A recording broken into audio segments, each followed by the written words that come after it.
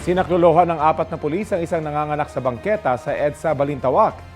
Balitang hatid ni Bea Pinlac. Hindi pangkaraniwang tagpo sa gilid ng EDSA Balintawak sa Quezon City Miyerkules ng madaling araw. Rerespondehan sana ng mga pulis ang isang nadulas na babae.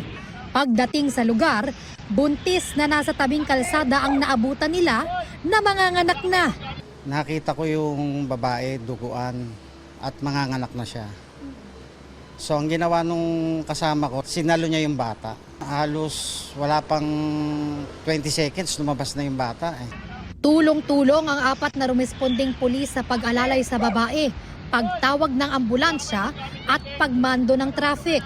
Ayon sa pulisya, kasama noon ng babae ang isa pa niyang anak.